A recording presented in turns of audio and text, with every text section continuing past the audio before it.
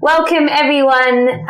As we let everyone get signed in and settled in for what I'm sure is going to be an amazing conversation between Cara Delevingne and Dr Vandana Shiva, I'm very excited to share with you a message from Cara explaining why she started EcoResolution. So this is just a short video that we used to launch EcoResolution back in February.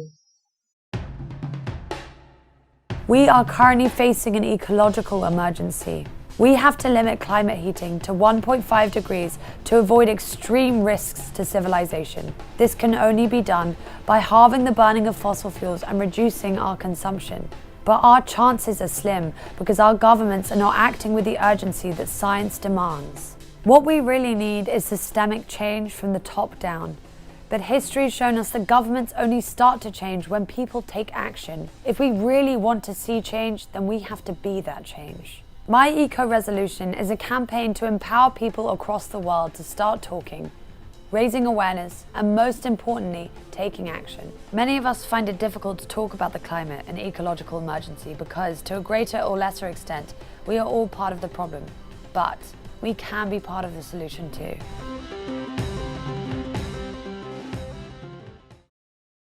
So, hello and welcome to Solutions to the Interconnected Crises of Food, Health and Climate. I am so honoured to be joined by Dr Vandana Shiva and Cara Delevingne to explore how food production, the environment and human health are all deeply interrelated, and to learn how we can support and participate in the movement towards a just and sustainable world that prioritises the health of communities and ecosystems. My name's Christabel Reed, and I'm one of the co-founders and co-directors of EcoResolution, and we are an environmental justice platform with a mission to enable people to step up rather than shut down in the face of our climate and ecological crisis. Current global systems, as many of you know, are not serving people or the planet, but they're driving ecological breakdown and social injustice. Whilst the challenges we face are in many ways overwhelming and the systems are deeply embedded, we believe that empowering ourselves and mobilising our networks through educating ourselves, through cultivating shared visions of just and sustainable futures, and are participating in co-creating cultures, economies and ways of being that enable both human communities and ecosystems to flourish, that we can all come together and take radical and transformative action. Since our launch in February this year, EcoResolution has been on a learning journey. So each month we've dived into a different topic that sits at the heart of the ecological crisis. And we've been platforming the wisdom and stories of trailblazers, experts and leaders who are taking transformative action. You can find all our past interviews and videos on YouTube. So check out our YouTube channel. You can also follow the learning journey via Instagram, and you can find loads of resources on our website. Beyond this journey of learning, which is online and about, raising awareness, we're also committed to mobilizing and supporting transformative real world action. And that's why we're really excited to be launching the global network of changemakers this August. The network will support, enable and motivate those engaging or who want to engage in water or land-based work with a focus on restoring ecosystems, growing food and improving community well-being. So to begin with, this is a pilot, but we plan to expand it significantly over the next year. So the network will begin as just a dynamic group of 30 to 40 people. And then each month we're going to be meeting to share our experiences, to hear ideas, share resources, and generally create a space for guidance, solidarity, and cross-community collaboration. So if you're interested in joining this global network of changemakers and being in the kind of first pilot group, please get in touch with us. You can register your interest online, www.ecoresolution.earth. And we are taking applications until August 14th, and then we plan to start it all off in September. But without further ado, it gives me the greatest pleasure to welcome EcoResolution's co-founder, Cara Delevingne, who is going to introduce our very, very special guest, Vandana Shiva, before we dive into the questions. Thank you, everyone. Thank you so much, Christabel. It's with great excitement that I introduce Dr. Vandana Shiva. Thank you so much for joining us. Vandana Shiva is a world-renowned environmental thinker and activist. Vandana Shiva has written and spoken extensively about advances in the fields of agriculture and food, Intellectual property rights, biodiversity, biotechnology, bioethics, and genetic engineering are among the fields where Vandana has fought through activist campaigns. In 1982, she founded the Research Foundation for Science, Technology and Ecology. This led to the creation of Navdanya in 1991, a national movement to protect the diversity and integrity of living resources, especially native seed, the promotion of organic farming and fair trade. A leader in the International Forum of Globalisation, Shiva won the Alternative Nobel Peace Prize in 1993. Vandana is the author of many books, including War Waters, Privatization, Pollution and Profit, Protect or Plunder, Understanding Intellectual Property Rights, Stolen Harvest, The Hijacking of the Global Food Supply, Biopiracy, The Plunder of Nature and Knowledge, and Monocultures of the Mind. Before becoming an activist, Vandana Shiva was one of India's leading physicists. Today, we're exploring how the seemingly separate areas of food and farming, human health, and the environment are in fact deeply interrelated. Vandana, could you please begin by outlining how these areas are not only interconnected, but also in crisis? Food is, of course, the very basis of life. But as all systems of health tell you, whether it's Hippocrates saying, let food be thy medicine, or Ayurveda telling us annam sarva aushadhi, food is the ultimate medicine, that good food gives you health and bad food gives you sickness. Yeah. And we are in the middle of a pandemic which has been so hugely created by an agribusiness model that is inefficient, that doesn't do the job it's supposed to do, it feeds nobody. It invades the forests, pushing species out of the forest, pushing viruses out of the forest. And the viruses are fine in the forest on the animals where they belong. It's just when they have a spillover that they become these pandemics. And then when a bad food system has anyway made our bodies very vulnerable. If you look at the data in any country, it could be the United States, could be UK, India, they honestly admit that most of the mortalities are because of comorbidity. All it means is bad food made you sick, and this bad food system expanding into the Amazon and into the rainforest then created infectious diseases that made you a bigger victim if you were already sick. Right. So the two things are very related. But how's all this then related to climate? How's it related to the planet? Because an industrial food system is extremely inefficient. I'm trained in physics, so I know how to do basic sums of energy calculation. It takes 10 units of energy to produce 1 unit of food in the industrial system. The rest is all produced by what are called energy slaves. Less farmers, more energy slaves. Ecological agriculture, working with nature, allows you to use 1 unit of energy to produce 10 units of food. So when you have 10 units converted into 1, the 9 is waste, it's pollution, it's entropy. That is what is going up as greenhouse gases. And those greenhouse gases then are counted as the buildup of emissions that are leading to climate change. But at the root of it, the same system destroying the metabolism of our body, causing diseases. It's destroying our forests, creating infectious diseases. 300 new infectious diseases have been created just in the last 30 years of a globalized, industrialized agriculture. And the same system is contributing to 50% of the greenhouse gases. So the processes are the same. The symptoms show up as a metabolic disorder of the planet, climate change, metabolic disorder of our body, metabolic disorder, destroying forests. All of it is about ignoring limits, planetary boundaries, and the laws of health of the planet and the laws of health of our body. Your book, Who Really Feeds the World, argues against the idea that our current food crisis must be addressed through industrial agriculture and genetic modification. Instead, you say that these forces are actually responsible for the world hunger and our ecological crisis in the first place. The book is a powerful manifesto calling for agriculture justice and genuine sustainability, as you shine a light on the failures of agribusiness and the promise of agroecology. What is the root issue with industrial agriculture, monocropping, and the genetic modification? So let me take a step back. Why does someone trained in physics like me end up looking at agriculture? Because in 1984, the place where I had done my MSc Honours in physics, the most prosperous part of India, the richest part of India, Punjab, the land of the five rivers, erupted. Same year in the city of Bhopal, a pesticide plant owned then by Union Carbide and now by Dow leaked and killed thousands of people.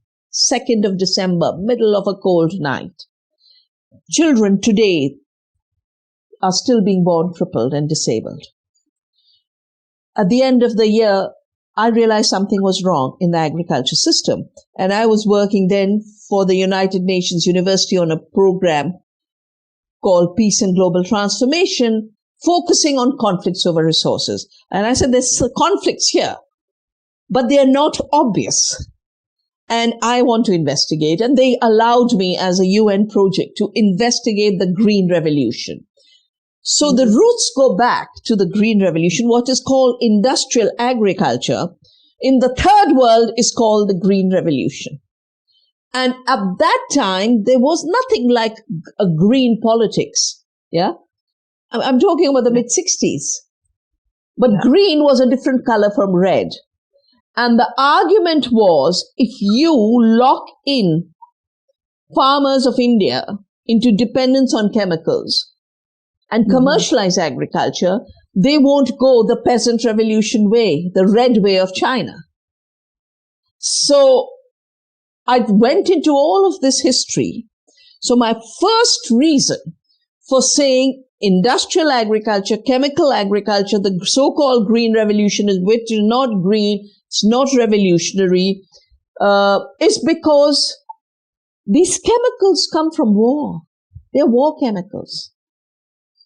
And after the wars, instead of being shut down, those factories should have shut down.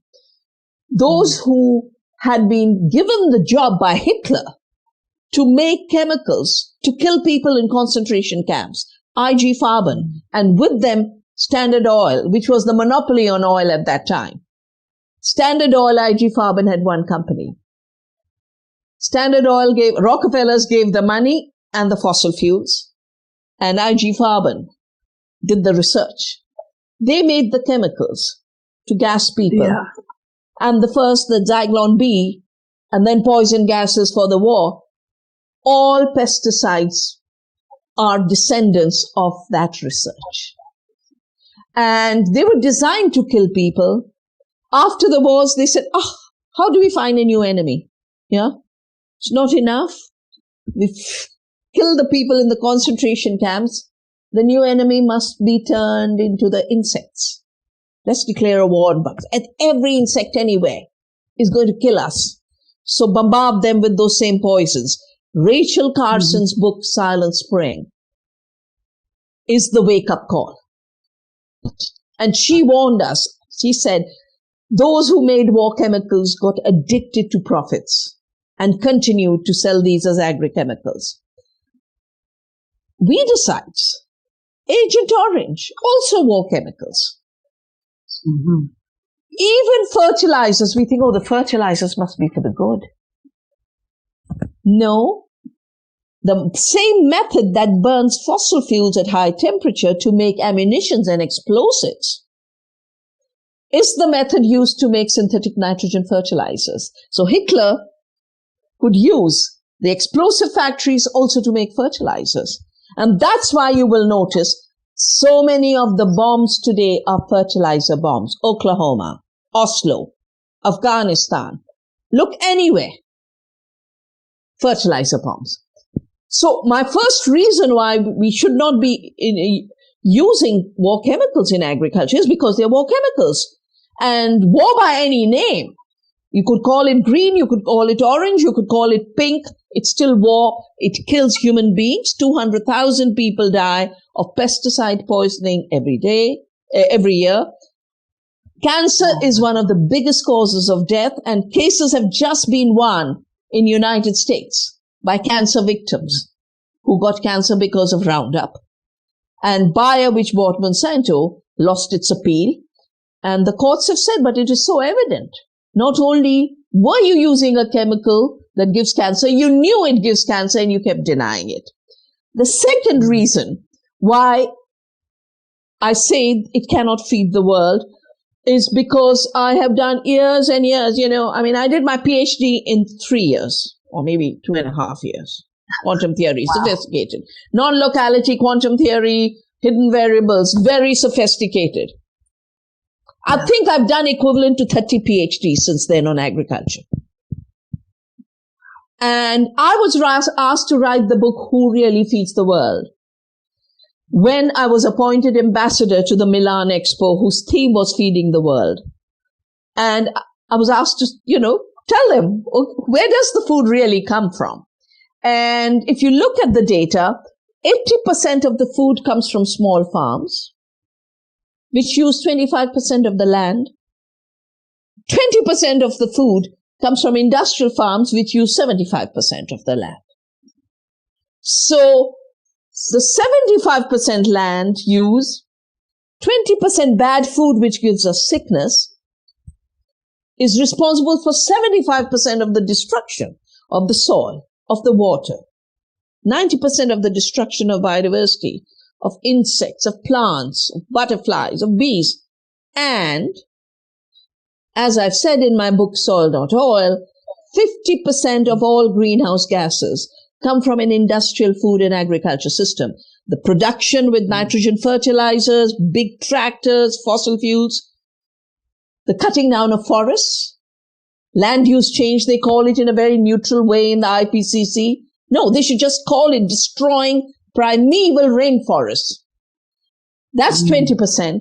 Another 20% packaging the food and ultra-processing the food, which makes us sick, and transporting it thousands of miles when you could grow food next door, and then food waste related to all of this. That's 50%.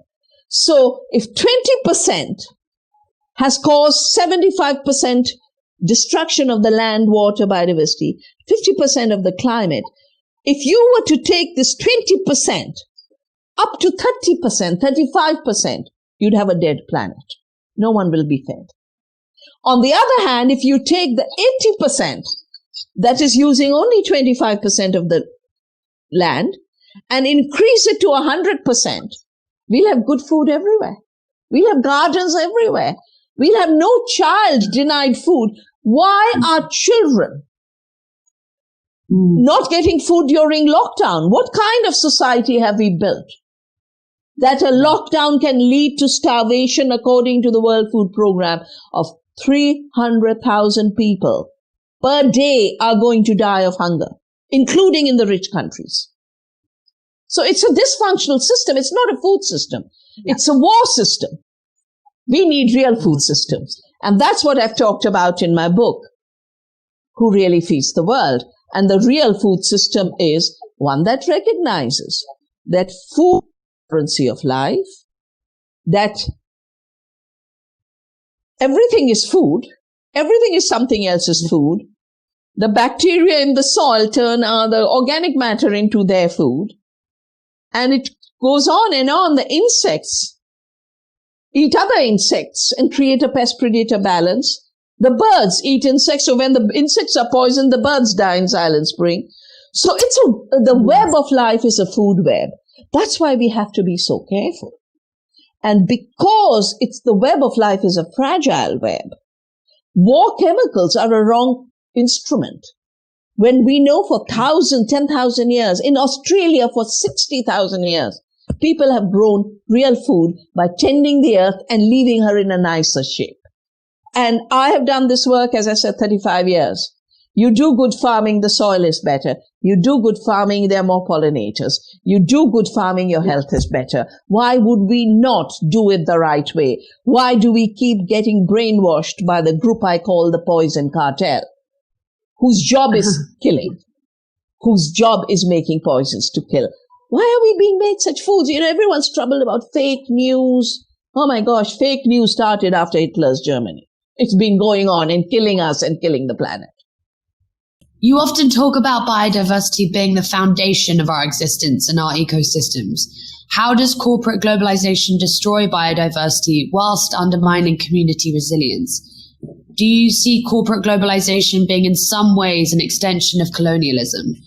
How can we all co-create living cultures of non-violence and compassion, diversity and pluralism, equality and justice and respect for life in all its diversity? Yeah. Corporate globalization is a continuity of colonialism, because colonialism was corporate globalization. You know, we've been fooled with so many words and so many theories by the colonizers, who keep hiding what they're really doing. When they were massacring people, they were calling it the civilizing mission. They were exterminating the indigenous cultures and people. 90% of the indigenous people of Americas were killed during colonization. They had to pick up Africans as slaves to work in the cotton plantations. So the empire, the British Empire, was an empire of cotton, which is an agricultural empire. Yeah, we forget that. And if we start to see that the empire of cotton and the British Empire were precedents of the current industrial agricultural empire, we'll be able to recognize trends much more easily. If you look at what that period did and needed, East India Company was created. It was the first corporation of the world. So corporations were created. Before that, we had businesses. We had trade. But a corporation which limits liability and maximizes greed, where commerce is the only objective of existence. You know, small businesses in small towns, they don't only exist for commerce. They are part of community. But corporations exist only for profitability. And the first free trade agreement was written by East India Company to try and conquer India. It's called the Farrukhshid Farman and East India Company. Free Trade Treaty 1716. So everything we are seeing today has been done in colonialism. And one reason I can probably understand and see the pattern so much more easily is because I come from a country that was colonized. And that was the reason for colonization. Why would you have an East India Company if you didn't want to conquer India? Yeah, you'd have named it East Norway Company or East Timbuktu Company. You named it East India because we were the most prosperous nation of the world. 25% of the economy. In 200, 300 years, the British extracted from India $45 trillion. 45 trillion. And no wonder we died of famine and Britain became rich. So it is a continuity of colonialism, and it destroys community, it destroys nations, it destroys cultures. Because its logic is extract, extract, extract. And when you extract the lifeblood of societies, you must destroy them. You leave them in poverty, you leave them with hunger. How do we do it differently? We do it differently the way indigenous people have done it for millennia. In Australia, just reading a beautiful book called The Dark Emu, 60,000 years of farming. Australian Aboriginals were called non-human. The land was terra nullius. Of the fauna and flora. These people who were declared part of the fauna and flora and were called bush people, were the first farmers. And if today Australia was farming the way they farmed, you wouldn't be having forest fires. in Australia. Yeah. You wouldn't have destroyed a beautiful continent in a few hundred years. So learn from indigenous people. Second is learn from women, because in the worst of times, women have kept producing food. During the wars, they created small kitchen gardens. Yeah? If people have had food, it's because women have continued to farm to nourish people, not to be greedy. And nourishment then means that on small acreages you get more food. I have done studies to show the biodiversity intensification leads to more nutrition per acre. And the reason I ended up looking at biodiversity intensification is I was saving seeds in order to not allow seed to be owned and patented by Monsanto. But now we grow density of plants, and per acre, the nutrition is much higher. We can feed, I know for India, we can feed 2 times India's population. Of course, the world is biodiversity. The earth is biodiversity. Otherwise, why would we have millions and billions of species? Why would I have, say, 4,000 kinds of rice varieties? But when you have more biodiversity, when you do a true measure of nutrition per acre, you actually have more food. But more importantly, you have better food. And what we don't realize, and this is what I've learned over the last few years, is the biodiversity outside is mirrored by the biodiversity within us. And, you know, the pandemic has created this madness where we think that microbes, you know, they made insects our enemy, and now they're saying, oh, microbes are our enemy. Microbes are the next war. Microbes. But we are 90% microbes. This human body is only 10% human cells. In our gut are 100 trillion microbes. It's called the gut microbiome. And if it doesn't get biodiversity, it gets sick. That's the metabolic disorders. That's diabetes. That's obesity. That's leaky gut. All of that. So there is no escape from biodiversity. And sadly, one of my earliest books was called Monoculture of the Mind. I couldn't understand. I said, they grow eucalyptus and say it's a more productive forest, and they can't see all the trees in a rainforest. And I'd have debates with these men, and they'd say, oh, but they're clearly weeds for us because we can't exploit them commercially. And then I did the Green Revolution book.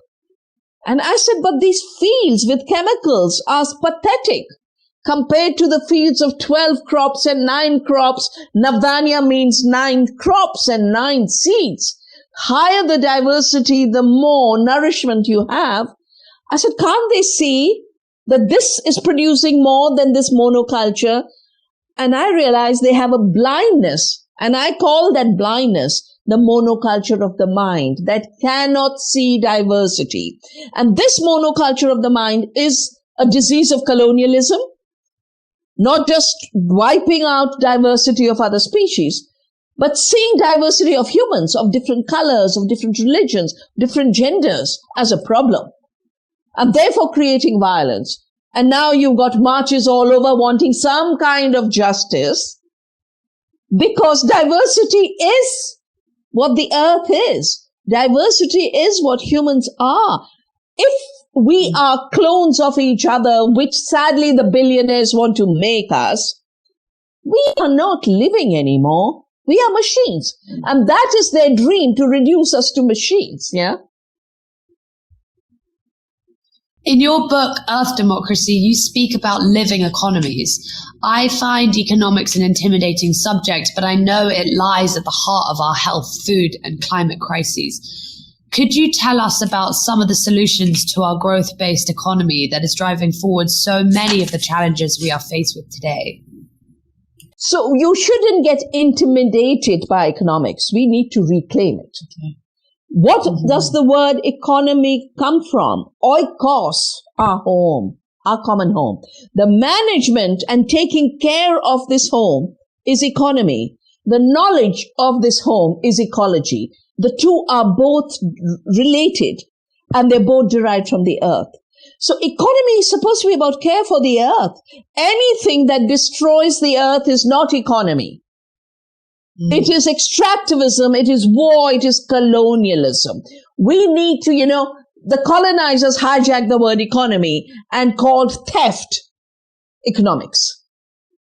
But the earth is more sophisticated, people are more sophisticated, and the way we have to reclaim economy is by focusing on living economies that nourish life.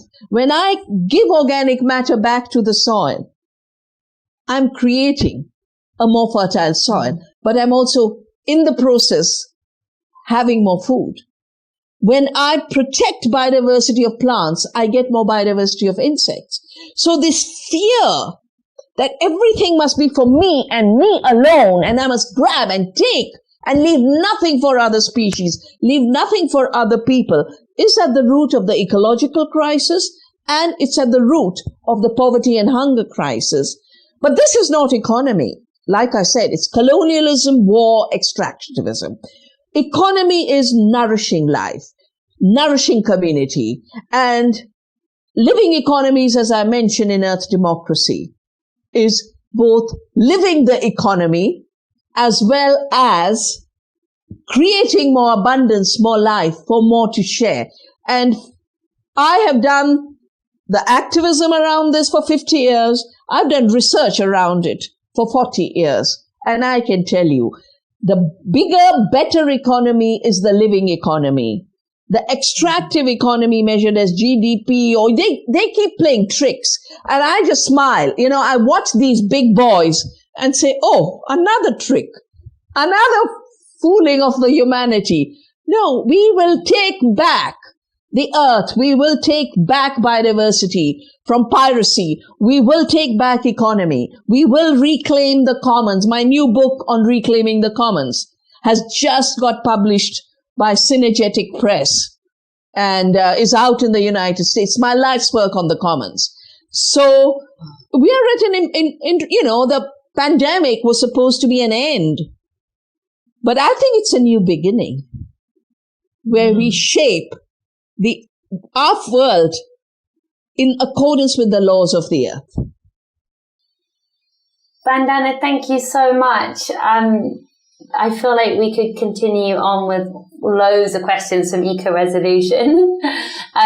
But we do have loads of audience questions that have been coming in over the past 2 weeks. Before we jump into them, we're going to just do a 1 minute pause and break to let you guys have a breather. We're going to show a 1 minute video from EcoResolution, so we'll be back in a minute. This is a moment like no other in history. My EcoResolution. The climate and ecological collapse are happening right now. Obviously, I think the companies and the government likes to make people think that it's the consumer's fault. What's happening now is really interesting to those of us who have been working on this issue. It's just unfathomable, the amount of violence and warfare and destruction that we're still grappling with. Another aspect of storytelling is that we often don't think that another way is possible. We kind of feel like we've been handed this lot. This is the way. Shout out to my EcoResolutions. Thanks for asking me to participate. I'm interested in the boundaries of ourselves. Like, where do we start and stop? She did, and probably as much as I did, that she would make so much plastic trash every single day. I realized that the problem was too massive and too systematic for individual change alone. This is a moment like no other in history. So welcome back to Solutions to the Interconnected Crises of Food, Health and Climate. What an incredible conversation that was. I've really been loving thinking about the continuum, between the fertilizers which came, or the fertilizers and pesticides which have their roots in war and in destruction and that sort of violence, about corporate globalisation being the same as colonization and the continuum between the two, and all these aspects that are causing so much crisis in our world just being relabeled and repackaged and resold to us all the time, and just kind of the importance of us being able to bring awareness to something to stop these cycles of destruction, these linear processes of destruction. Vandana, thank you again so much for being with us. So we've had loads of incredible questions coming in. Cara, do you want to kick off by reading some of the first ones? We've grouped them together because into themes. And if your questions haven't been answered, just do check out Vandana's, I think now over 20 different books, because they are packed full of information, and EcoResolution will do their best to continue answering questions on the blog and on Instagram and things. So over to you, Cara. Great. So the area people seem to be most interested in is how people can take action on the ground, how they can mobilize themselves and their networks. I will read out a couple of those questions. Ignatius Obiora from Nigeria asked, how best can I help make a greener planet in a small scale? Shanae Yasur from the USA asked, what is the single most important thing an individual can change in their own lifestyle to help alleviate some of these problems?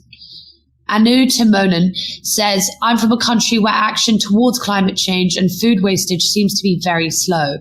It seems nearly non-existent. What is the way to contribute towards attempting to push for such action and positive change to take place faster? Paula de Silva from Portugal asks, what small, big things can a person like me, somewhat powerless, do in my community to alert people to these issues? For example, I live in a social neighborhood. What actions can I take to spark people's awareness since they're so careless about basic stuff? For example, not throwing trash on the floor. Then Delaney McClure asks, is the sustainability movement a whitewashed ideology that can only be possible for the rich? The first set of questions are all about what can I do? We're not talking about something like going to the moon or going to Mars like dear Elon Musk wants to do. We're talking about eating.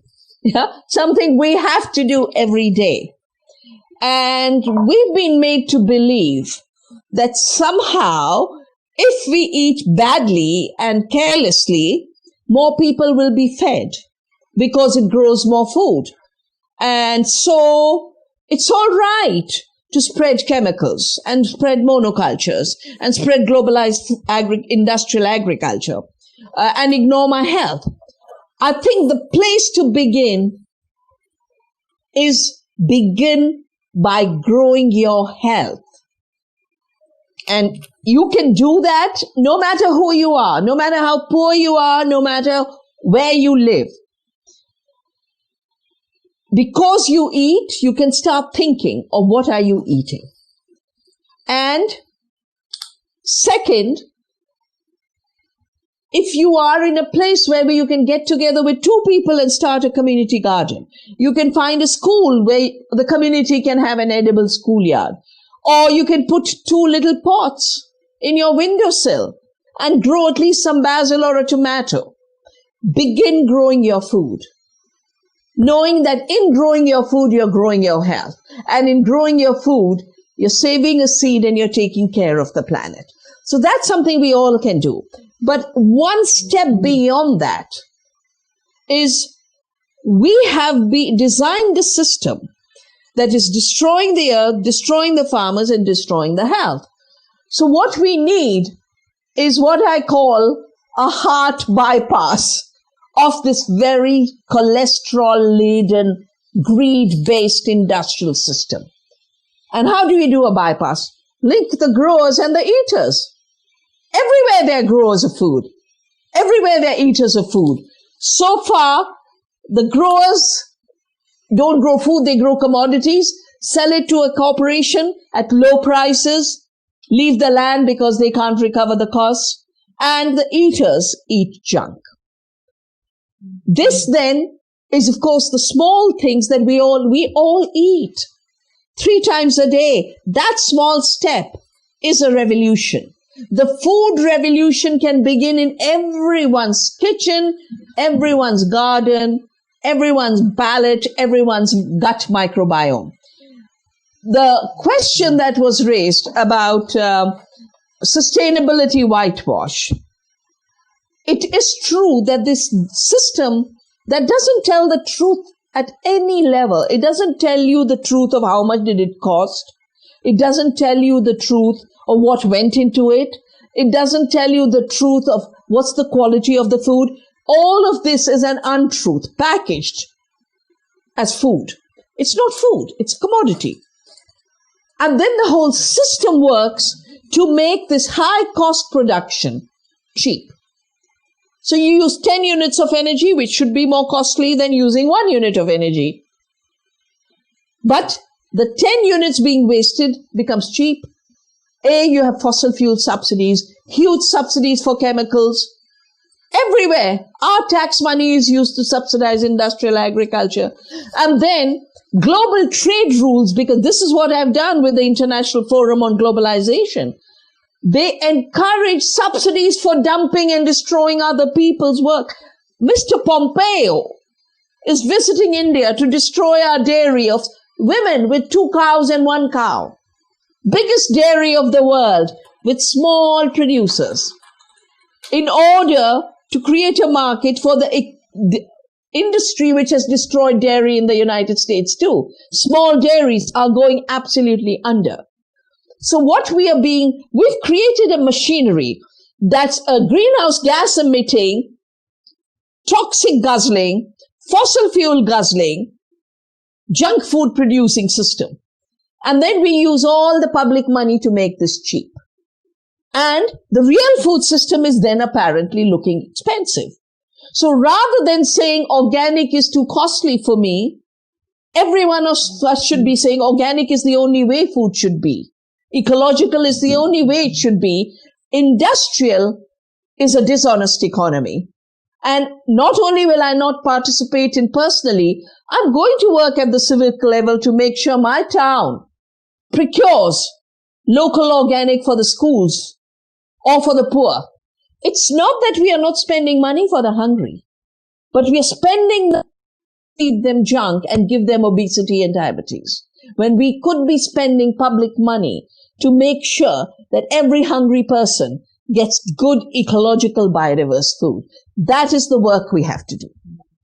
A few questions have arisen in response to a divide between urban areas and rural areas.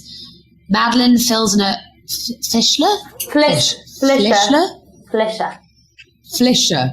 Flischer. Got it. Sorry, Madeline Flischer. God damn it. A few questions have arisen in response to a divide between urban areas and rural areas.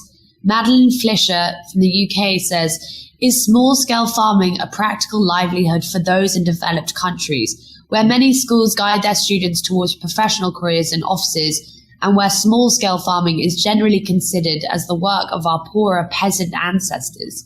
How do we transition back or forward to this organic, localized, and agriculturally centered society, especially where cognitive dissonance among young people means many will opt for professional work, setting over a labor-intensive farming job largely due to societal norms? You know, this construct that growing food is a primitive act and should be rendered obsolete, and now we should have farming without farmers, is a colonizing mission. It creates a linear history, saying farming we can get rid of. And then they used to say, oh, without industry you can't last. You have to have industry. And now they say we don't need industry either. All you have to have is digital. You need data. You need big data. No, you will still need food. The point is, how will you grow it? To destroy the planet and our health, or to regenerate the planet and our health? The idea that small farms are primitive is a construct of colonialism. Small farms, as I said, feed us 80% today. Foundation of eating food. But if we are visionary, we can move to 100% small farms, which then comes to the issue of, you called it professional. I don't see a profession bigger than knowing your soil, knowing your plants, knowing the earth. The vocation, highest vocation, is taking care of the earth. And that's how people over millennia took care of the land and took pride in it, had dignity in it. Now we are made to feel that, oh my God, it's drudgery, etc. And every time I'm interviewed on this and someone will say, oh, but this is drudgery. I said, do you garden? Oh yeah, my garden, it's so lovely. I said, so when you garden, it's not drudgery. Right. And when a small peasant gardens, it's drudgery. Who are you to decide? Let the peasant decide. Let the farmer decide. Second, this is my vision. I've started an Earth University, and you can put it up on your website. Go to the navdanya.org website and show a connection. The Earth University grew because young people started to turn up at my doorstep at the Navdanya farm and say, we want to learn how to farm. People from around the world. I call them Bichaks, the sowers of seed. And now, 20 years later, I meet them. They've started institutions somewhere in government. The other day I had a call from the mayor of Barcelona. The assistant trained with us. So these seeds, the beauty of seeds is they multiply and they spread. And I believe we should aim, to change the view that farming is backward. Farming is the future. Small farms are the future. Secondly, for those who think, oh, there'll be a fancy job for me, sadly, the COVID crisis has woken people up to the fact jobs are shut down. The lockdown was a lockdown of livelihoods in banks, livelihoods in restaurants, livelihoods in software companies. The software companies and the big tech giants who are the richest in the world are already saying we don't need 99% of humanity. They want artificial intelligence and robots. So are you going to make yourself redundant with their prescription, or create a space for yourself on the earth by healing her and taking care of her? That's the stark choice of any young person today, to be a throwaway person in the big tech empire or a member of the Earth family. Thank you so much, Vandana. I love how you explain that and really repositioned our focus to, I think, just seeing how we can move beyond these materialistic goals which seem to have been set for us, and which have been so embedded into our subconscious as the things that we should be striving for. But I noticed a few years ago how, growing up in a very urban environment, seeing how many of my friends were talking about wanting to set up their own farms and move out to the countryside. And it was just so surprising, because when I was 12 and so I was kind of setting my values and my aspirations, it was all very kind of cosmopolitan, urban. And now we're all, older in our 20s. That's the last thing that we want. But I guess it's about really kind of spreading the message that, to live like a good and happy, healthy life is about returning back to the land and kind of giving back to the earth so that you can be nourished by the earth. I think we have time just for perhaps one more very quick question, which is from Juliana Sabina in Colombia. And she asked you, Vandana, what aspirations do you have for the future? What would your vision be to leave us with today? Well, all the scientific evidence is indicating that if we continue on the path on which we are, and all that's happening is the pedal is being pushed harder, whether it's the climate treaty, IPCC, or the biodiversity treaty and the IPBES, they're all saying we have a window of 10 years. And if we don't change direction, if we don't change business as usual, then in 100 years, humanity will be extinct, because we'll have that would allow us to live on this planet. The right climate, the right food, enough water, enough breath. We cannot keep we cannot create an illusion that the earth is dead and we don't need her. But we do need her for our breath, our food, our water. And second, the illusion that you can keep taking more and more from her and give nothing back, and somehow we will prosper because we cooked up indicators like GDP and we'll be fine. Or we created SpaceX to fly off to Mars. This illusion is an illusion that will lead to extinction. 200 species are going to extinction every day. Humanity could be extinct as a species. It's totally foreseeable. It's not people on the fringes saying this. This is mainstream intergovernmental networks giving a warning. So we have this 10-year window.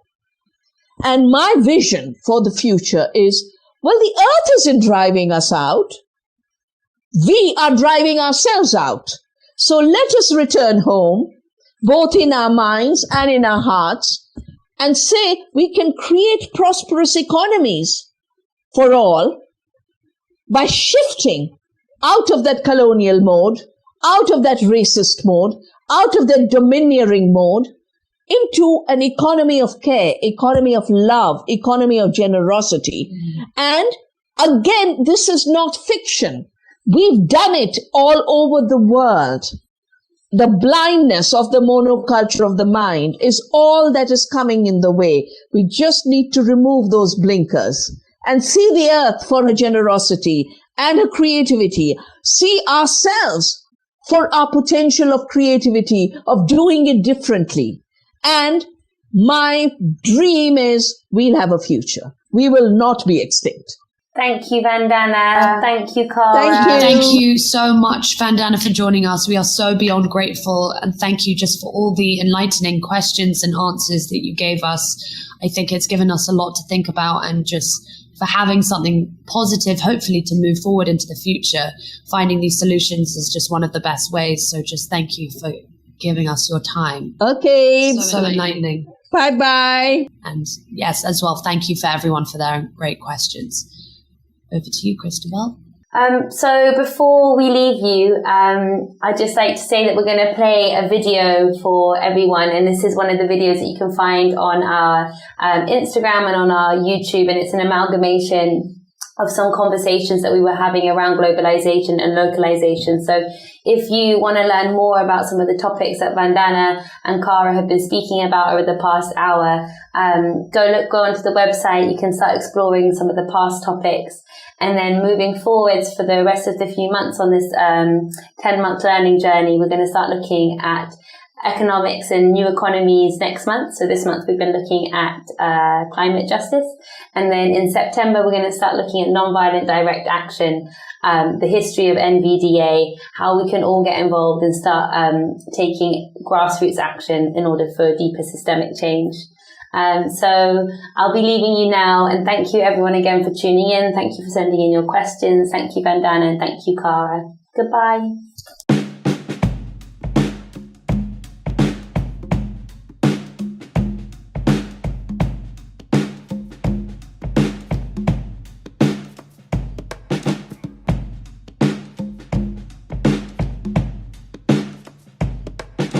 The best way to understand this picture of how the global economy has become so destructive and why local economies are this win-win-win solution is to look at food and farming. But what's really interesting about food systems localization is that it's actually, according to some articles and philosophers and thinkers that I've been looking to, it's actually one of the greatest untapped green economy sectors, if you will.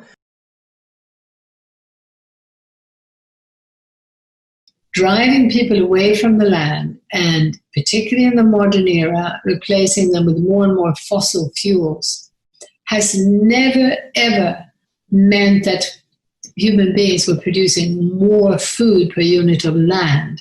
What it meant was that it was efficient because it was able to use machinery and technology to produce food and supposedly liberate people to do something more meaningful. These farmers, many of whom had been pushed by this global food system to produce standard monocrops, they meant that they had to grow species that actually weren't suited to the land or the climate. They had to fit the machinery for harvesting, for washing, for the supermarket shelf. And of course, on the land, the monocropping meant that it was so unnatural that you had to use lots of chemicals and fungicides. And the land, of course, is dying. It's been turning into dust bowls. It's been going on for a long time. Our national governments have continued down this path of bigger and bigger monocultures for export, rather than diversifying for national needs, regional and local. So in a very short period, you can take land that has been dead from monocropping, but dead, almost incapable of producing anything. But by focusing on the key element, diversification, you're able to produce dramatically more than you ever can with monoculture. And you can create a thriving home, not just for the crops that you're selling to a market relatively close to the farm, and relatively close can even be hundreds of miles away, but you're not shipping across the world and you're not a serf to a giant anonymous market or corporation.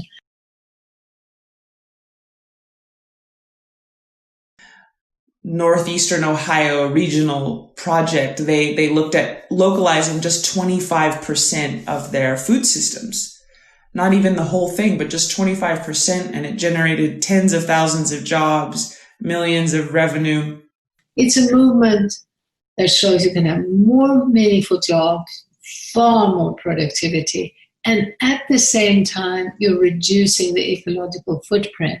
And you're doing that in, again, just a multitude of ways, including that you're using much less packaging, much less transport, much less refrigeration. This isn't just in capitalistic Western English lenses of, jobs and revenue and taxes, but in a real life sense, in a more concrete, less abstract sense. It is clearly much more dependable to have your own food growing around you. And what we're seeing is just this wonderful, wonderful win-win where people are actually in love with these markets because I think partly what's going on is that it is something deep in our DNA. That connection to food, that connection to the people who grew it, the connection to the land, to the animals, to the plants. We evolved in that way. So it's sort of in our DNA. It's this movement, also from the big cities, and it is a very, very powerful, very inspiring movement, looking at a goal of something like, as some people are doing now in the local food movement around the world, they're trying to have as an ideal about 80% of the food consumed in an area from the region. Can't stress enough how important it is for us to support that movement and to realize that just because you might have some farmers markets in your town or city, it's not enough. We need to give it much more support.